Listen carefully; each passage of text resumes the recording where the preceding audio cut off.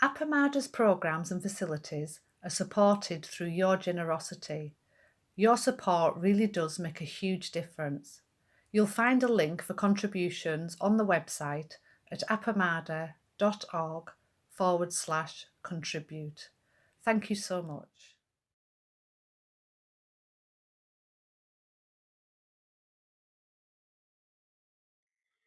Okay, well, I'm going to start. I want to say thank you to everyone who is participating today. It's noon in Albuquerque, 1 o'clock in Austin, and very much later in Spain and France and Switzerland and UK, I know. So thank you everyone for being here. Thanks particularly to Nellie for being our monitor today. She has such an important role, and it's so great to have wonderful people to be able to count on when I'm spinning around in my own thoughts. I do want to talk about this. This is a recorded meeting, and there'll be points later on when there'll be an opportunity for sharing. And I just want to remind everyone that these talks or these meetings are posted on YouTube and on SoundCloud. And that means they're available all over the world. This has been an important outreach aspect of Appamada, and I think a lot of people have connected with Appamada over the years because of the resources that are available online. But I want to say, if you have any discomfort from that or with that, you don't have to speak up. If you don't want to be on camera, you can turn your camera off. If you want to obscure your identity, you can change your name on screen. So I'm glad that you're here, and I want you to be comfortable with the level of distribution that happens with the recordings for this class. And if you have further questions about that, I'd be happy if you would email me about them. Susan, I see you raising your hand. I was just going to ask Joel if the breakout sessions are also recorded, because They are not. Nellie, let me double check. Is that true? No, it's not recorded in the breakout rooms. So people can feel more free about sharing in there. That would be recorded. Of course, they are not recorded. Yes. Okay. Lisa Kuntz. Okay, I'm on. I want to thank you for addressing this concern because I have watched the Precepts investigations on YouTube after the fact. I know that the breakout sessions aren't recorded, and I miss a lot of the juice, but it's still a wonderful opportunity, and I feel so much gratitude for having them available, because I suspect it's a little bit of extra effort for everybody. And also, when I'm watching YouTube's the various Appamada events, I'm aware that, like when a plea goes out to support our programs, I'm pretty sure that's part of what we're supporting, when we give Donna, is our programs are really top rate. They're really excellent. Not only because of the presenters, but because of people like Maria, who, they edit and curate them. I'm just so aware of that and so grateful. Thank you. Yeah, and Maria does that thing where she makes a timeline of the recording. So you can jump to 5 minutes and 17 seconds and hear a particular thing. That's a lot of work. And I really appreciate that. Those are all volunteer activities. But on the other hand, supporting the subscriptions required for Zoom and YouTube and other platforms is something that contributions to Appamada help. So thank you for bringing that up, Lisa.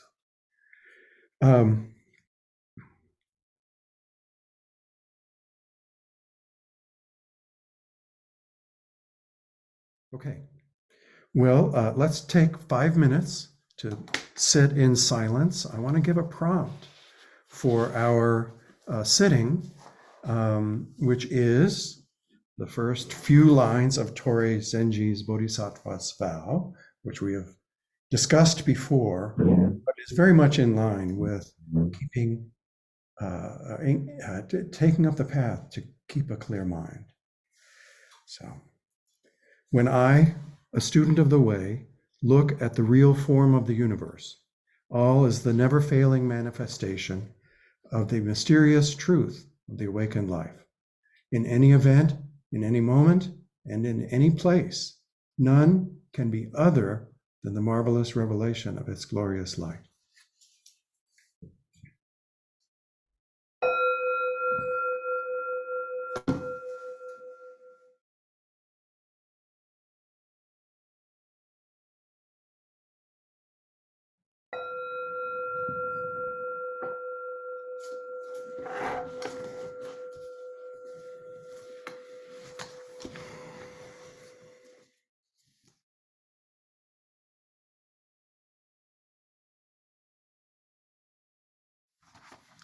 Okay, so I have a long preamble to set up what I hope will be the tone for all of us of the breakout room that will come afterwards.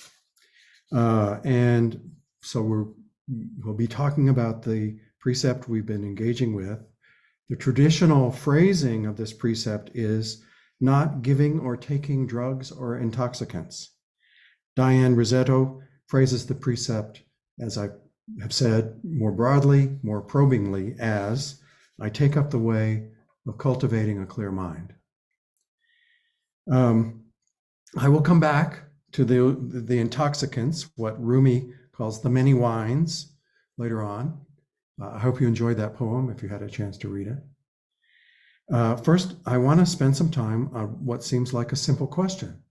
What is a clear mind? And indeed, what is a mind?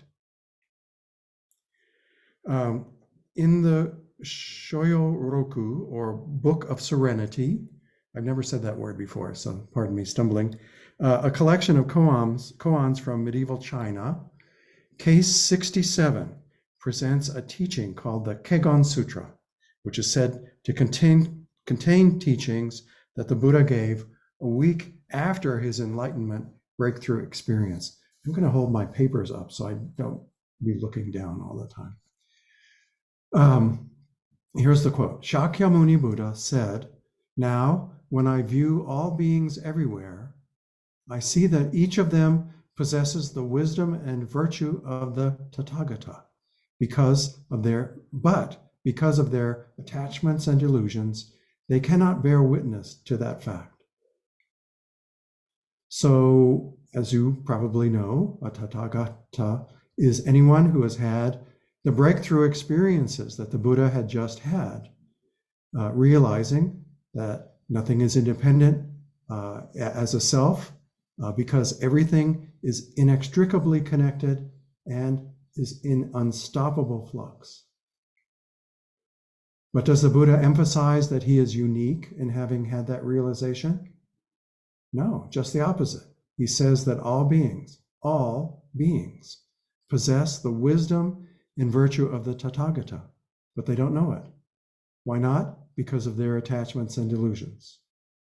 That is, us, right? The Buddha models and teaches what a clear mind is. With the help of Buddha, Dharma, and Sangha, you might actually have experienced something like the insight that led to his awakening. You may have experienced it in meditation or in some moment of clarity in your life. I will say, I have. Maybe there was some afterglow from that clarity. And maybe, however, you didn't find it guiding your actions the next day or even the next hour. So the precepts can sound like the 10 Commandments, and engaging with them can reinforce a sense of unworthiness and self-blame. Particularly if you are someone like me, where that feels like home, where it feels comfortable to be withdrawing into a place where you don't have to exert yourself, you don't have to expend your energy, but can just stay back and feel comfortable feeling one down in your relationship to other people. I have been talking in each of the presentations that I've given at our meetings about this issue of reinforcing a sense of unworthiness or self-blame, because I think that the mindset of self-blame is, in my experience, unskillful. So again, I want to talk about attachments and delusions and how they arise and why it is so hard to escape them consistently, even after moments of clarity, even after moments of profound insight. And that our experience can be like swimming against a tide, a powerful tide. We think of our mind as being one thing and as having something to do with how we interact with the world. That contains a kernel of truth, but the process is not as simple as it sounds.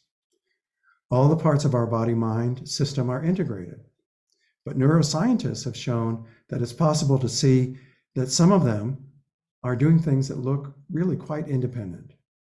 Our brains, for example, have their own thing going on. There are waves at different frequencies that are influenced by inputs from our bodies, and then there are other waves that arise from the brain's own processes, and that then shape how we process external stimuli, giving them flavors of calmness or agitation, or just helping us dismiss them. At any moment, neurons by the thousands are firing in our heads, and they're sending out electrochemical impulses that spread like tree branches or root systems or lightning through the sky, connecting to and through their neighboring neurons and on to other distant parts of the brain. And then there are electrochemical impulses that prune those networks back or amplify them. And those brain-generated processes are mostly happening subliminally, below the level of awareness. And it's a mystery how or why those processes happen. It will take a long amount of investigation to get in much further with it. Subliminally comes from the word limen. The limen is the point at which a stimulus is strong enough to produce a physiological or psychological response where we can notice it. The online dictionary I consulted says, in experimental psychology and psychophysics, limen is the threshold, the dividing line between noticeableness and unnoticeableness of a given stimulus. I, by the way, never heard the word psychophysics before, but it sure makes sense in the context of all this electricity and chemicals and all that stuff. It seems appropriate. Psychophysics seems like an appropriate way of approaching them. I am confident that all this kind of stuff is going on in my brain and probably in yours too. And who is making all that happen? Certainly not me. In fact, it is the unfolding of the universe that's making it happen. It's just electricity and chemicals and resonances. And as Tori Zenji says, everything, including this weird stuff, is the never-failing manifestation of the mysterious truth of the awakened light. To me, this is a core example of the truth of the Buddhist concept of emptiness. Our very thoughts and all our reactions and everything are happening in this mysterious space of psychophysics. You are, like me, are being deluged with stimuli every moment from your body into your brain. And your body-mind is not engaging with all of these stimuli, indeed, could not do so. Most of the processes are subliminal. You may be thinking about the Bodhisattva's vow, but a part of your brain, a very important part of your brain, is monitoring the nerves connected to the walls of your bladder so that they can let you know when it's time to pee. The same thing is happening with your breathing. An enormously complex interaction of blood chemistry, neurological and muscular activity all throughout the body. And as has been shown in earlier discussions, our brain has enormously powerful processes connecting our hearts, lungs, muscles, and viscera to those sections of the brain that are used for monitoring and responding to other people we might have to fight with, or flee from, or connect with, or disconnect from. The complexity and speed and utter relentlessness of all the stimuli we deal with are overwhelming. People have known this since as long as there have been people. That's why so much subliminal activity is involved with pruning back stimuli. And these factors explain, I think, why drugs and drink and other wines are so attractive to us. And indeed, for some people, absolutely necessary. They help us not to feel the anxiety of being unable to handle everything. The point I'm trying to make, again, as I have in previous talks, is that you should be gentle with yourself. As Risetto and the other teachers I've read emphasize, the most important pathway to living with a clear mind is to engage your witnessing part, to recognize mental states that lead us to check out instead of being awake, and which may rise to the level of addictions that actively cloud the mind. If your witness part engages with what it discovers in a sense of revulsion or blame at the shock of what it's witnessing, it cannot be as skillful as it might be. Friendliness, curiosity, and patience can make a big difference. And I will say, Todd Bankler gave a wonderful talk this morning. It was a small group, and I'm not. I know Nelda was there, but just scanning the windows, I'm not. And Becky also. But he talked about the experience of training as a gymnast as a teenager, and doing yoga now that he's in his 50s. And that how the body and mind are connected, and how to deal with stiffness, and to reach for more flexibility in the body. And that was very important to him as a gymnast. He had to train in this, and it continues to be important to him in his life. And what he talked about was the same point that Diane Risetto makes, that it is the witness part, engaging the witness part with openness and curiosity makes it possible, if you are like me and you have trouble touching your fingertips to the floor, it makes it possible over time to be with those parts, to investigate the parts that are stiff, that are holding back, and to stop believing the messages, oh, I can never do this, and to proceed with, again, a sense of curiosity and a sense of possibility that can allow you to feel where the connections are, where the restrictions are, and work with them to eventually meet your goal of touching your fingers to the floor, or doing a backflip with a half twist or whatever. He gave some scary examples like that. And anyway, I really urge you to watch his talk if you get a chance. It'll be posted on YouTube very soon. I want to stop there. I want to ask if there's any questions, and then I want to describe the process for the connection rooms or breakout rooms, where I thought I was going to spend at least 30 minutes talking about reading through what I just read, and gosh, it went fast. It was only about 10 minutes. So we'll have plenty of time later on. Are there any questions about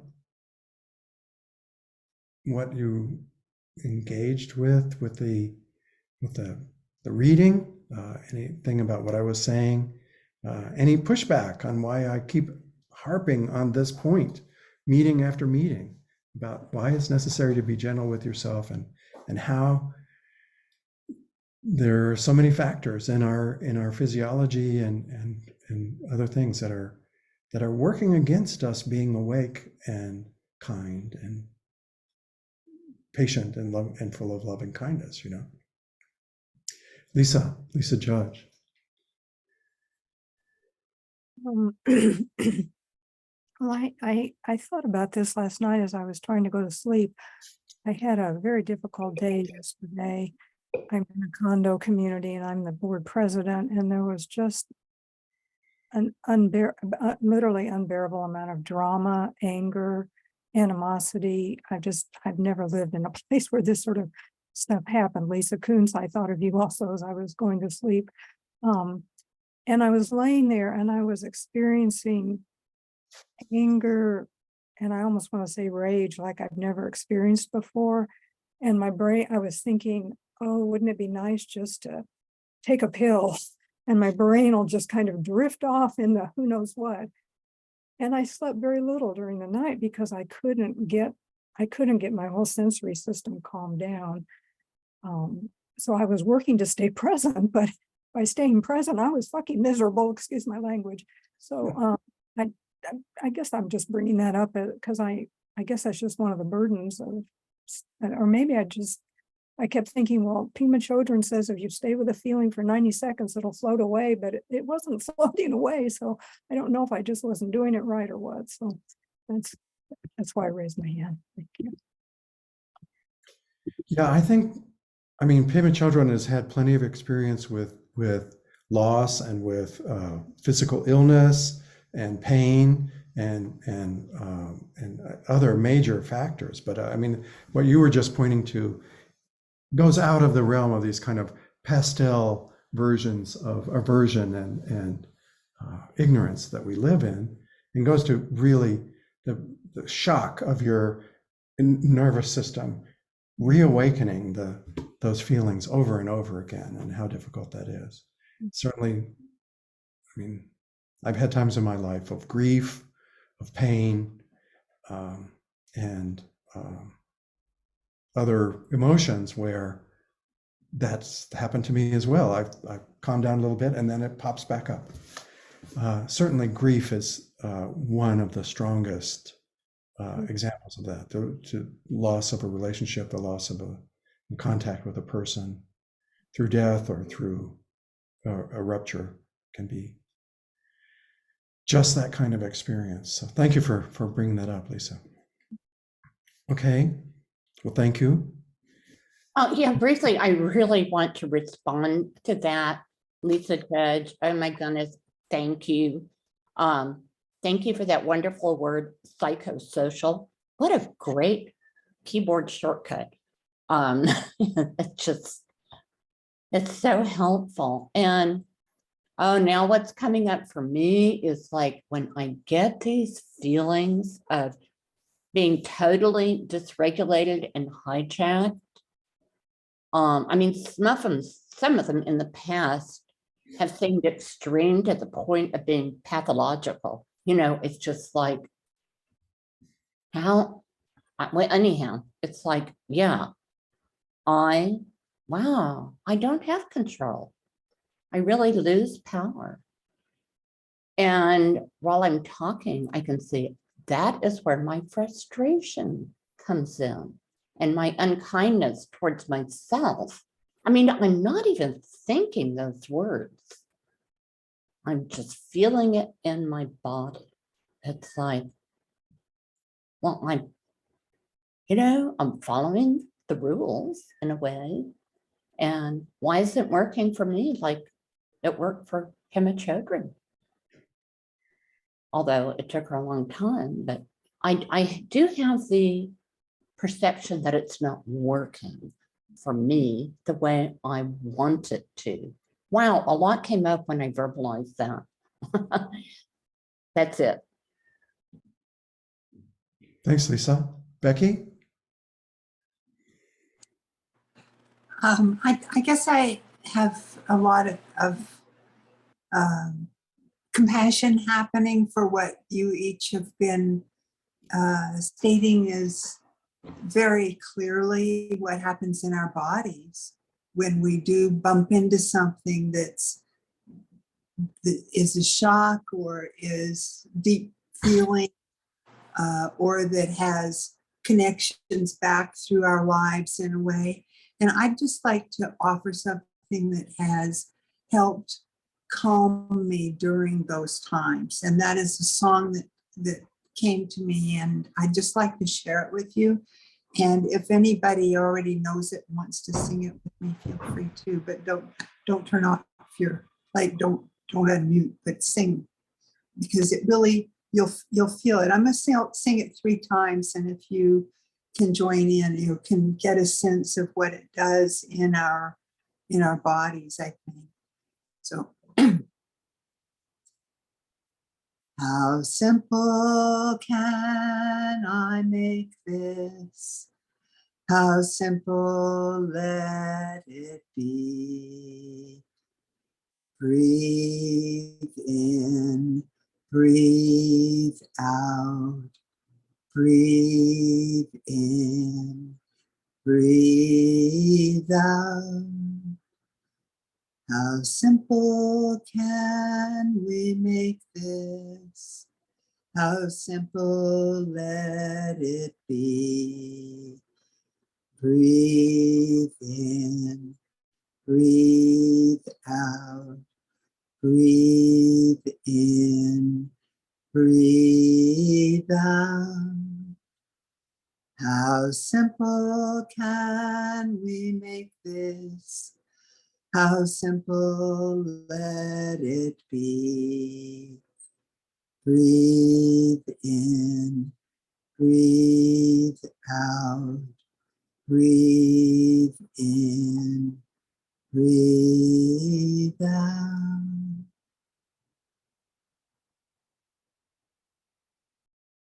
Denise? I just wanted to share that during your talk, Joel, about the way you described the whole constant movement in our brains. I'm quite, from my profession, I'm used to listen to my body, but what you said brought me in a contact with like this constant, I think, like this constant movement that tries to make sense of our life here. And I think it's the first time I felt some kind of compassion for this constant movement in my brain. It's just, yeah. So I think that's what I want. And then when I did this, I felt I listened differently to you afterwards, which was quite, touching. Thank you. Thank you so much, Denise. Though, reading about those things has had the same effect on me. It just has shifted how I experience life. And thank you for that response. That really means a lot to me.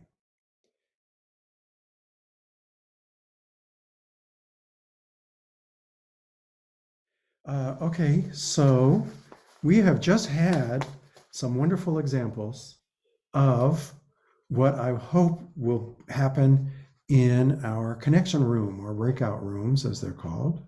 I'm going to go through the instructions a couple of times because we have plenty of time for it. So when we go into a breakout room, choose a timekeeper, follow that with a couple minutes of silence. And then for sharing, first of all, in terms of sharing, you can pass. You don't have to say anything, but you can reserve your time for silent sitting with your group, or you can simply pass and let the time go to the next person. If you are willing to share, just take 3 minutes to share your reflections on how you might use substances or media or social interaction or even meditation, all things that Diane Rossetto points to as ways of distraction, as means of distraction to withdraw from difficulties in your life. And you might speak about how well that works for you. Does it work? I mean, most of us adopt these strategies because, as Rossetto says and other teachers say, they do give us something. They do give us something, even if in the long term it's not beneficial. But you might spend some time thinking about and sharing about how it works for you, how it's not working as well as it once did. And then I want to ask you to speak directly to the parts that crave withdrawal and offer your gentle recognition and loving kindness to those parts. Let them know that you hear them and that you recognize the need that is behind what they're asking you to do by withdrawing, using whatever means the withdrawal takes. During the sharing, no crosstalk. And then when all three have spoken, participants can offer reflections on what they found most helpful in what was shared with others. After we come back, there would be some time for reflecting on the experience, but I would ask you to not speak for anybody else coming back from the breakout rooms, not to talk about what you heard from anybody else, but to speak to your own reactions if you can. Does that sound pretty good? I'm going to go through it again in just a moment, but I see Genevieve, you've got a question. Hi, I just wondered what the total time will be. Well, I would say the total time will be 20 minutes. So that leaves some flex time around the start and the beginning of all the time. So 2 minutes of silence, 3 minutes each for sharing, some time for reflecting again together. And there'll probably be some time for silence at the end as well. Okay. I'm going to call Susan and then I'll read through the instructions one last time. Okay. Susan, hi. So Joel, you're inviting us or asking us to share not just how we're using substances or activities or whatever for distraction, but also I'm a little unclear about addressing the part that craves. This is within ourselves to the group, or I'm just not understanding that part. Yeah. So the parts within yourself. So this is again part of what Diane Rossetto suggested in her guidance on reflections about this precept is if you have an urge to turn on the TV or take a drink or skip rope for 4 hours in a row or something like that, that you see as being a withdrawal from anxiety, a withdrawal from something that you are averse to, that you might recognize and it may not be possible, but you might recognize that there's a part who holds that anxiety and wants to escape from it. And what I'm suggesting is to offer recognition and loving kindness to that part, So it would, if you're like me, it's easy to say, oh, I should have been doing some work and I played a crossword puzzle instead. That was bad. But there's an alternative way to do it, which is, for me, to say, oh, I recognize there's a part that is getting some relief from some fear. What is that part? What is it trying to tell me? What's it afraid of? What's it afraid will happen if I don't do activity X? Does that make it clearer? Yes. So again, that may be something that you can do easily, or maybe not. But if it is possible, I encourage you to consider that as part of what you could share. Okay. I'm seeing a couple of quizzical looks, but no other hands raised. So, okay, 20 minutes total. So it's now 12:42 my time. So let's see. So 2 minutes after the hour, we will come back, okay?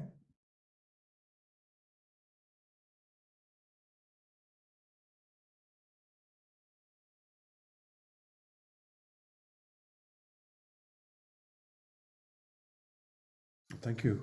It looks like everybody's back, all 27 of us. So I am curious about what arose or what you were willing to share during that exercise. And I'm also curious if you may recall that a couple of meetings ago, we had a discussion and a presentation on internal family systems therapy.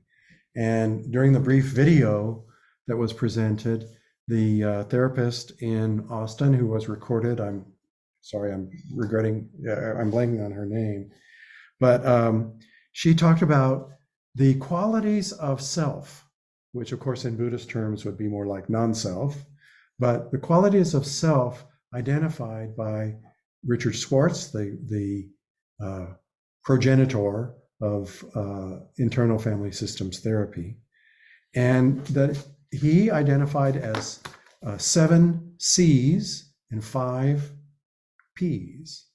The 7 C's are compassion, creativity, curiosity, confidence, courage, calm, connectedness, and clarity.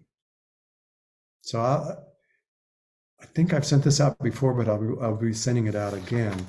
And the 5 P's are presence, persistence, perspective, playfulness, patience.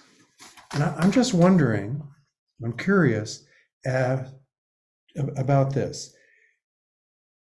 If you were willing to step forward, if you were willing to share about these questions, which can be quite difficult, did they arouse in you just having the courage to step up and talk? Did that help you feel connected with compassion, creativity, curiosity, confidence, courage, calm, clarity? Did you feel more persistence or presence, a wider perspective, even playfulness, and more patience? Did any of those qualities come up from the activity of sharing with the people you were connected with? They sure did for me, I'll say that. I mean, I can't go through them one by one, but I know that I have a different feeling now. Mary Beth? Yeah, that's a great question because it gives name to what I was feeling. I remember saying in the room, you know, I feel validated. I feel by sharing something with somebody who has similar, you know, we all want to know that we're not alone, right? And that we connect to other people who have similar struggles. And it was really powerful for me in that aspect of really connecting around similar suffering and validation of just our practice. So thank you for that. Thank you, Mary Beth. I will say for myself, I was in a wonderful group, but for myself, I had the opportunity to do something that I've done in the past, and that was to do a brief exercise of literally turning toward the part of me that often feels like it just cannot handle any more frustration, cannot handle any more anxiety, and uses what seems like benign, momentary ways of distraction, which then I recognize have eaten up half of my day, you know. But turning to that part with recognition and openness and just saying, I see you and I'm here with you and I appreciate that you're trying to help me.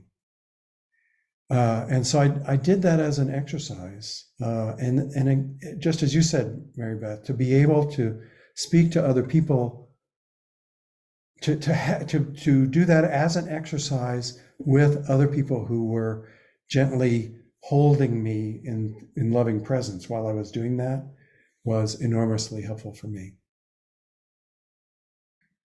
Thank you. Marla? This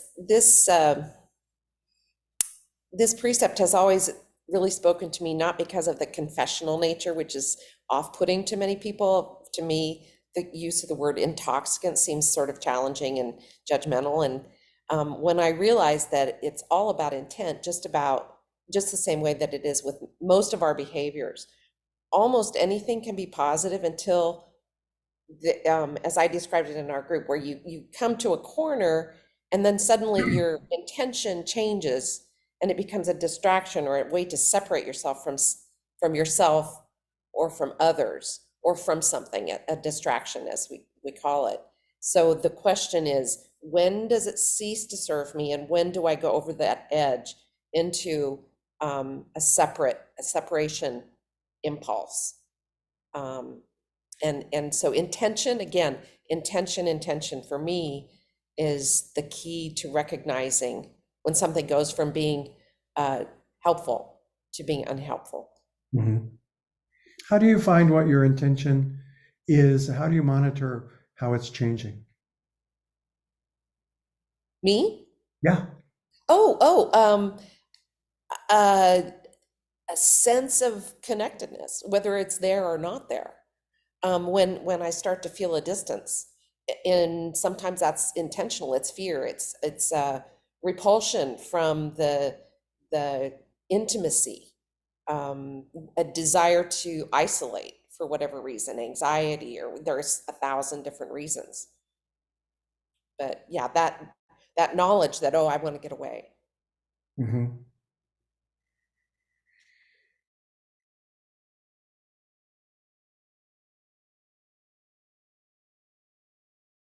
Thank you.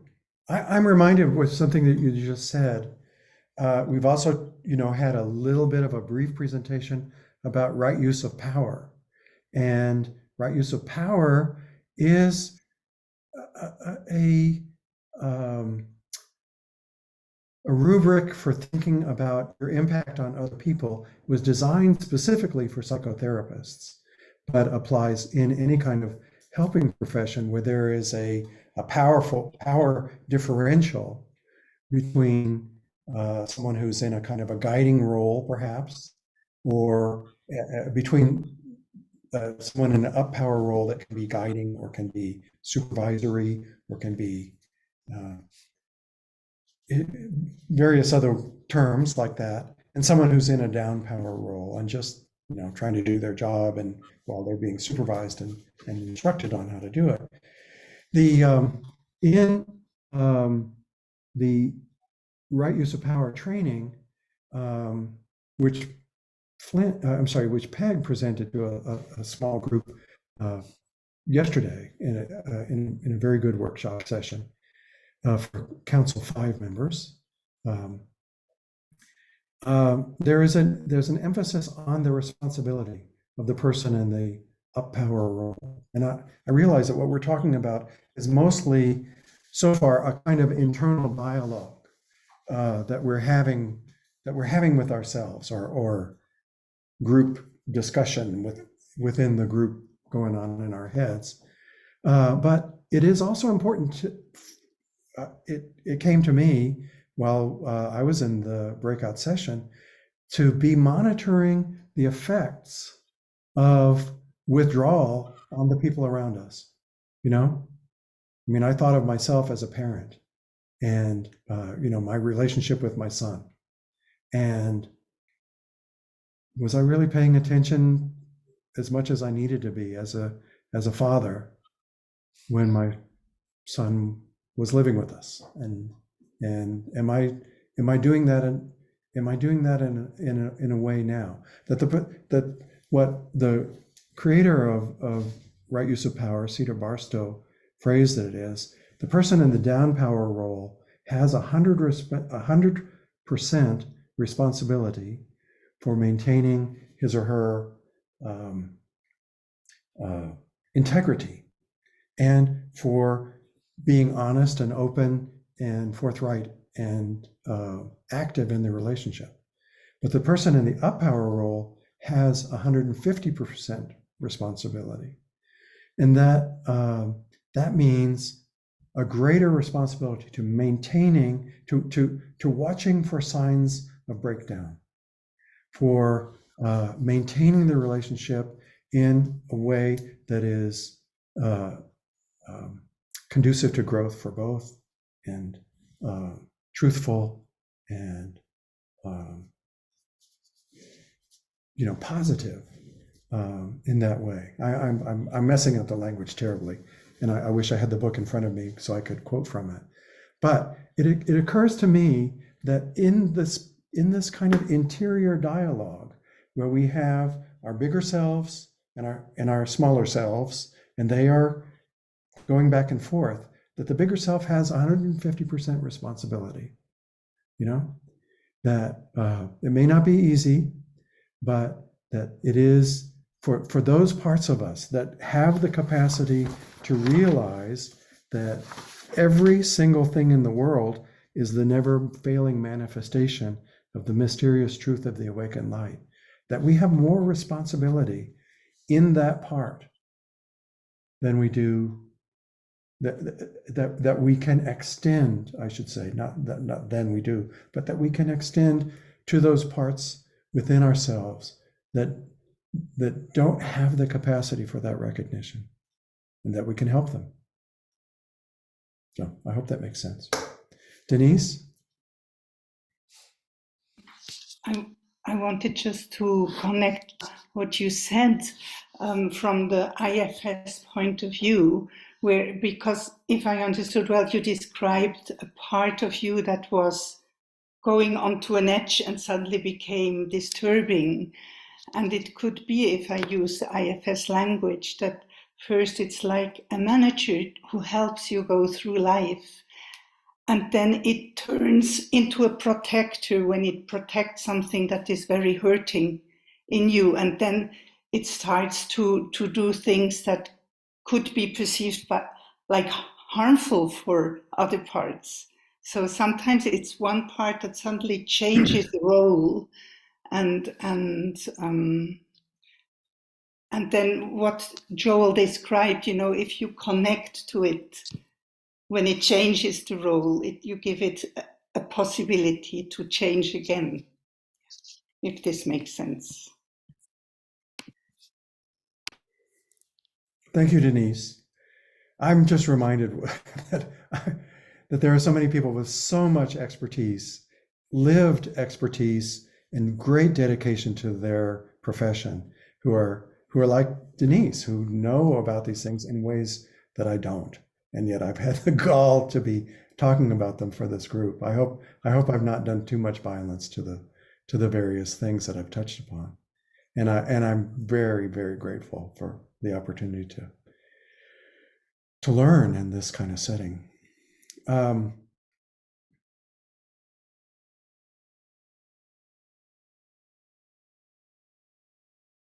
Okay, well, we're getting close to the end of our time. Mylène, in my small group, mentioned that she was thinking about some instructions for connecting with parts and connecting with our big self through exercises that she had learned from Thich Nhat Hanh.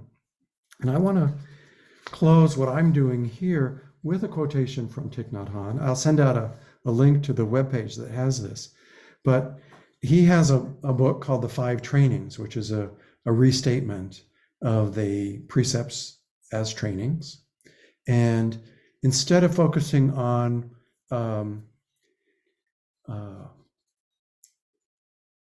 drugs and intoxicants as it gets used in the traditional phrasing, he reframes it as focusing on all kinds of consumption. And this is number 5 in the list of the 5 trainings. This is a brief excerpt from it. Aware of the suffering caused by unmindful consumption, I am committed to cultivating good health, both physical and mental, for myself, my family, and my society, by practicing mindful eating, drinking, and consuming. I will practice looking deeply into how I consume the 4 kinds of nutriments, namely edible foods, sense impressions, volition, and consciousness. I am determined not to gamble or to use alcohol, drugs, or any other products which contain toxins, such as certain websites, electronic games, TV programs, films, magazines, books, and conversations. I will practice coming back to the present moment to be in touch with the refreshing, healing, and nourishing elements in me and around me, not letting regrets or sorrow drag me back into the past, nor letting anxieties, fear, or craving pull me out of the present moment. I am determined not to try to cover up loneliness, anxiety, or other suffering by losing myself in consumption. I will contemplate interbeing and consume in a way that preserves peace, joy, and well-being in my body and consciousness, and in the collective body and consciousness of my family, my society, and the earth.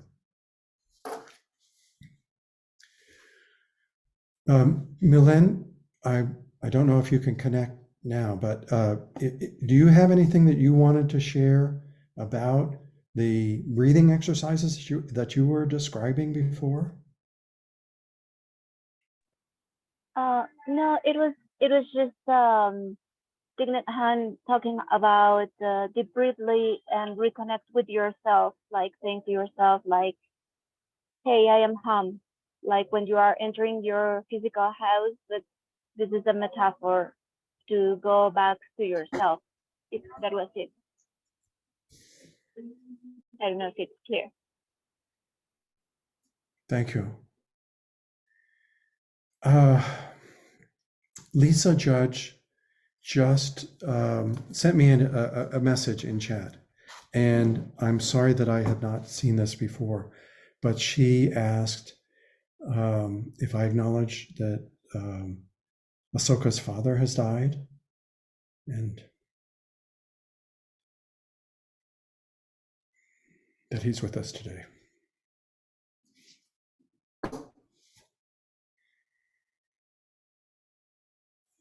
Asoka, is there anything you would like to say? I do. And let us just be with you.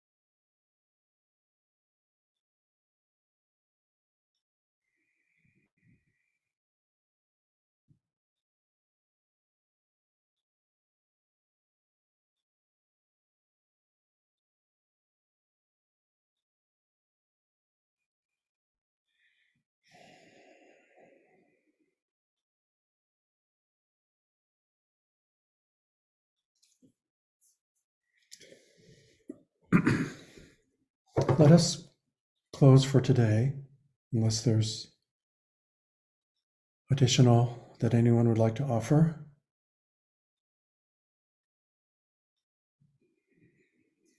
So our next meeting will be, I'm flustered now, and I'll have to send out the information about the next meeting. It'll be in early July. I've got it, it's on the calendar, but I don't have it in front of me right now. Let's close for today. Thank you so much. Well, thank you, everyone. Wonderful. Take care. Thank you. Thank you. Thank you, everyone. Thank you. Everyone. Thank you. Thank you.